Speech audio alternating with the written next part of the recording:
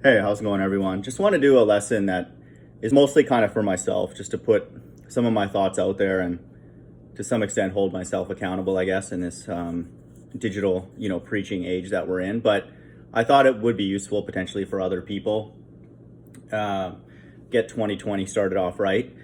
So I started looking into Revelation as a potential for something that I want to dive deeper into next after the book of Second Ezra, which is an incredible book, and I would say an excellent foundation, very complementary book to the book of Revelation. And I just was reading through it last night and came across a chapter that I have no idea, what it means. Just to be totally honest, the other ones I have something to talk about, but Revelation chapter 11 to me so far is the most difficult chapter in the entire Bible. it's somewhat so plainly written that it worries me, because the rest of Revelation is not like that. And so it almost makes me uncomfortable in a good way, because then it challenges me to learn something new, how to interpret it, because it is actually written fairly, like in normal language for a Bible person. It's not that complicated, but it's just, and I looked online, looked at different people who are in this kind of end time stuff, and their interpretations are all over the place, and so again, consistent with the way the world is, I'm not shocking that there's no consensus. But to me, it's a book that, and a chapter that, I want to understand. And so I thought of the things that I have to do, kind of an inventory in my life, and I want to title this quick lesson, Principles to Successfully Understand the Bible. And again, this is conviction to myself, a challenge to myself to make sure that I get these ducks aligned before I pursue these deeper truths. I believe there's many things in the Bible that it doesn't get enough credit for, that really anybody can understand. Even like, you don't have to be like a genius at all. You just read it and then you can, decide whether it's true or not, or it matters to you. But there's many things that are just, plain language. And even, the creation account, it's fairly detailed, like just starting up right when the book quote fires up, in Genesis, it's digestible. It could have been made a lot more mysterious, but lots of other things, are fairly plain. In particular, the mark of the beast is written to me very, very clearly. And so it's not all complicated, but, certain principles that just from, understanding the Bible and just sort of common sense, interacting with an entity that is as brilliant as God would have to be, these things would need to be in place, before a person dives in and expects even the opportunity to get deeper understanding. And so first and foremost, I just made a list. Be humble. This to me is just in order to be a Christian, is that a person needs to understand that once we commit one sin, we're guilty of all of them. And then we approach the Bible with really anything from God, if we think of it as quote unquote food that God is offering us in terms of wisdom and knowledge that will fill us up. We have to ask in a humble way, because then everything that is given to us is a form of mercy, and it's something we should be thankful for, and we need to accept it from a low position. And the Bible always says, take the lowest position and then let God decide whether he wants to exalt you to a higher one. And it's similar with Revelation, revelation about the Bible. And so that's should go without saying, but it's good to be reminded that, and I'm not pretending to be Gandhi or Mother Teresa, but I can just by listening to somebody, I know how much revelation God has given them, just based on their inflection, their tonality, the way they talk, the words that they choose, the way they address their congregation. If they're creating, disparities amongst other humans, I know that God is just using them on the left-hand side. I don't even need to hear anything that they have to say, and some of the things they say may even be correct, but that I can dismiss other people. And so it's good in the sense that I feel like that discernment can come from God, and then I have to always examine that in my own way, in these live streams that I do and anything like that. If I ever create these, these disparities between other people, talk down to other people, especially because, again, we're all in the same quote unquote boat, being separated from God at an infinite distance and needing, reconciliation through Jesus Christ. So, I can't come across that way. So I try and examine myself regularly, but especially with these other people with sort of more notoriety and a bigger following. Like I know, I can pretty much tell you exactly the amount of truth that God would give them to run their business, and so that's important, and that is non-negotiable. That doesn't even guarantee God will give us anything, but that He would require us to have the common sense, just to not waste His time being puffed up or anything like that. And the biggest issue with that is we could potentially turn that into a business, be it a financial business or an emotional business or both, like taking something and then like, hey, like, look what I got, maybe I can get people to pay for this, or like, come and give me a pat on the back or whatever. And those two things are linked, and the Bible warns of that people who are leaders should not be inclined to pride, and stuff like that. And so people that are the best leaders and the ones that can interact with God are the people who are only doing it for the love of other people, and they have a natural love for other people and to share information. And it's like, if it's like a you win, I win kind of scenario, and we all win. And just getting something from God is the most precious thing. And then you're a person just overjoyed to share it. That is the correct vibe. And that will not change, even if we don't see that in the world right now. So just don't get fooled by that God's not going to change just because a bunch of riffraff are talking about the Bible and stuff like that. And I could be one of them, but just know that, be very aware of that. That's the real issue here. And there are thankfully many, many examples in the Bible of people who are not like that, and then they would have to be in it for the love of the interaction with God, and then for the love of God's people. And the highest level of love is even love for people that hate God. That's what Jesus said. So it's all for the love of it, really. Okay, so humble, to make sure that we're doing it for the right reasons, and that we have this sort of intellectual charity where we just want to like share things with people. We want to learn from them, and then if I win, you win, and if you win, I win kind of mindset. And we're not in any way have no plans ever, not even a penny, to turn this into a financial business or an emotional spike, anything like that. None of those little jolts, those highs that people get when they're quote right, none of that. All that just, the cool thing for me about Flat Earth is it did that. It literally, to me, this is the kind of sad thing, I guess, about the times that I live in right now, is that I feel so empty because of like being lied to my whole life.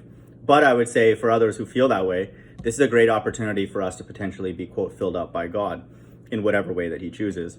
Or He could just enjoy seeing us in this state, where we're just, it's like a bubble has been popped. All the things that we were filling that bubble with in our life are just popped, and God's happy with that. That's what He wanted, and that's it. And so I leave that as a very, very possible, state that, hopefully pleases God. But I would say for others who want to use that as a foundation to learn more, it is a good one, because we're not inclined to these things anymore, because we don't even really have the energy for our own personal life, much less, having some mass following and all that kind of stuff. That's lost on us now, because we're angry really that we've been deceived this much, and, that kind of thing. So He can redeem it, and I would say that has to be, part of the reason why this has happened to such a large group of people, that it does put us in an automatic place where that bubble pops, and God wants that. And it looks like God's popping other bubbles in the financial world as well soon. So He's in the business of that. It's not new to Him. So anything that leads us to humility, having a pure desire to share and all that kind of stuff, for people to understand God, that's gold. Like, He will do anything that He needs to do to have that happen to even one person. So just know that that's the way He rolls, even if He has to trick us or whatever, all that kind of stuff. Try and take comfort in that, even though it's not easy, but try. I am. Okay, so humble, be charitable, do it for the love of the game. Don't make this into a business of any kind. Have a very learning, non-jealous mindset. You win, I win, you win kind of thing.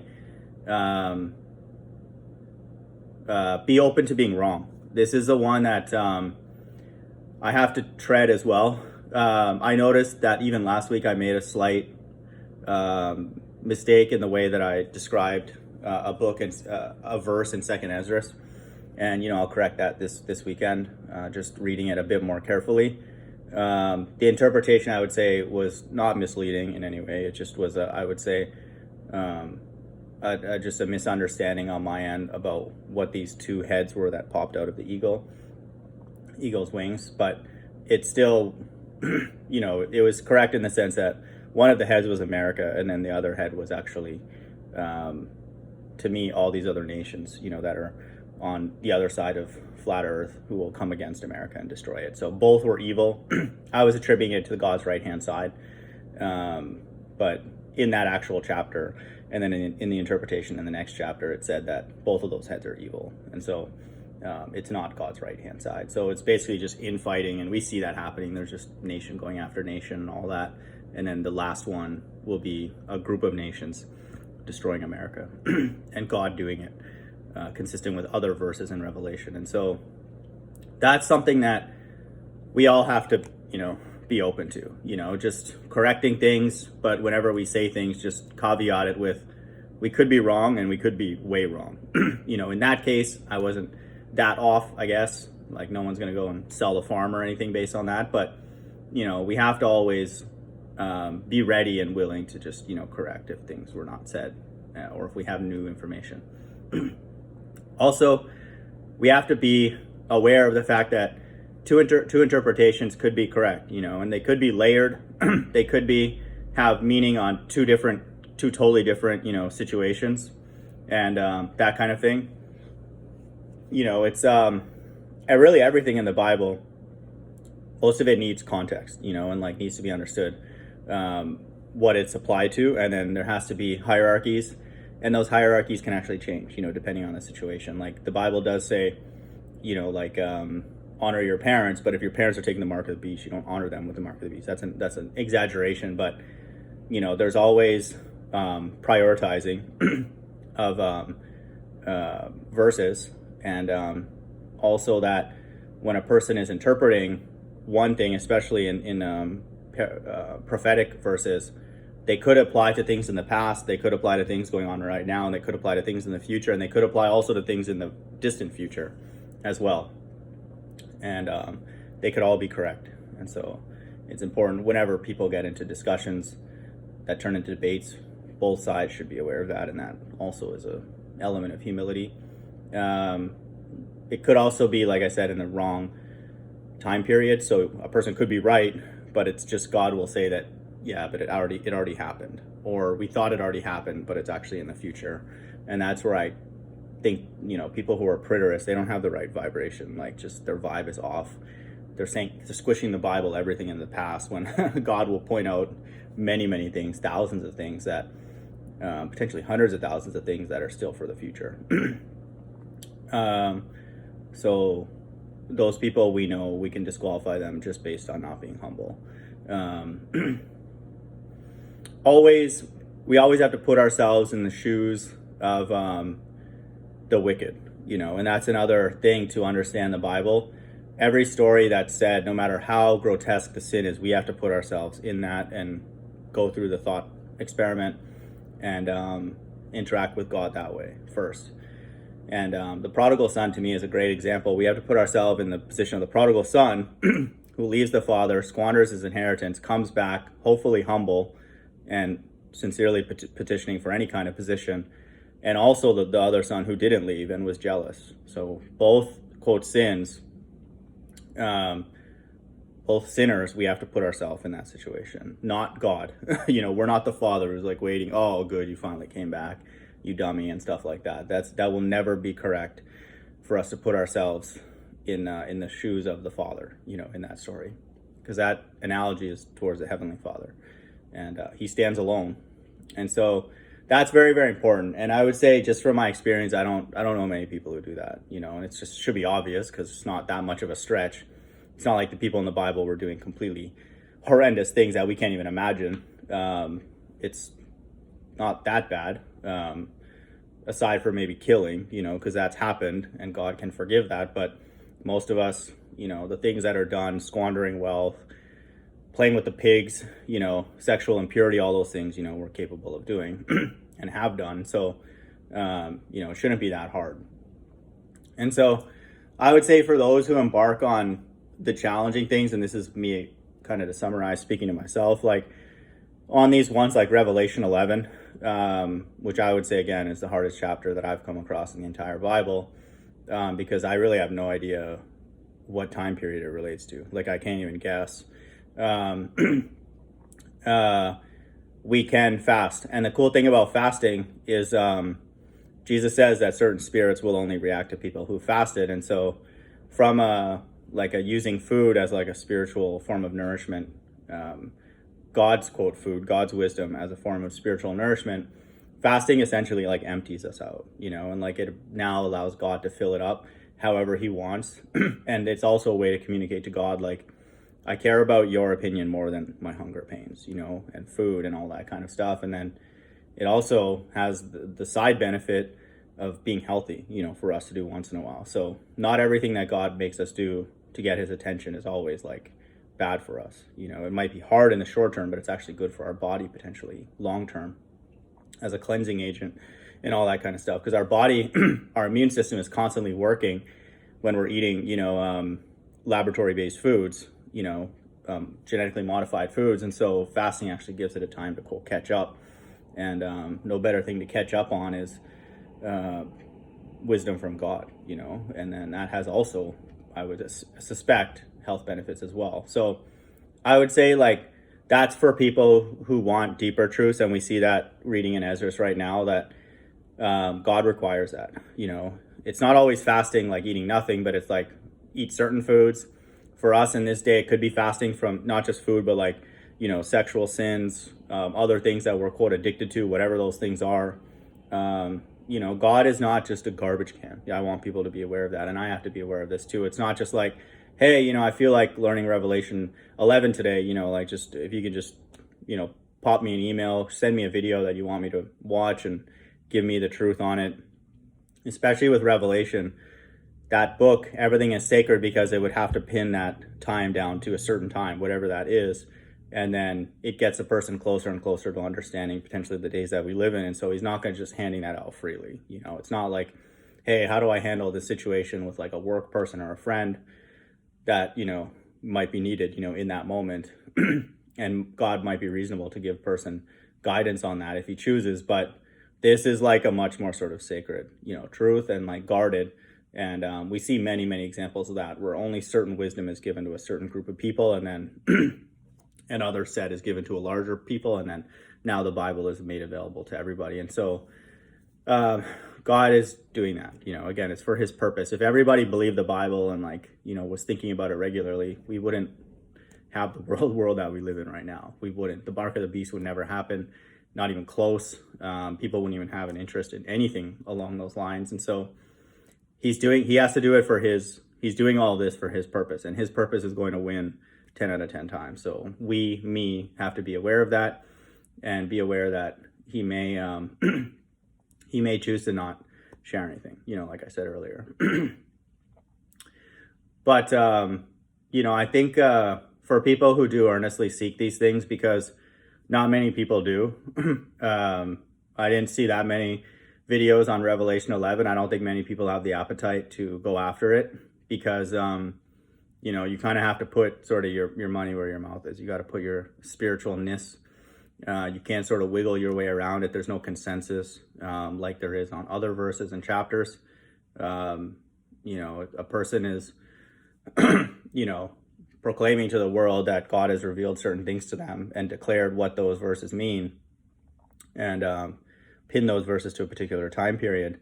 And, it's kind of, all your cards are being shown. And I think that I would imagine that God would want people to care, or else he wouldn't have put that in the Bible. And so I'm definitely not saying don't pursue those difficult chapters. Go after them, try and get understanding on them. But, also be aware that ultimately it's God's.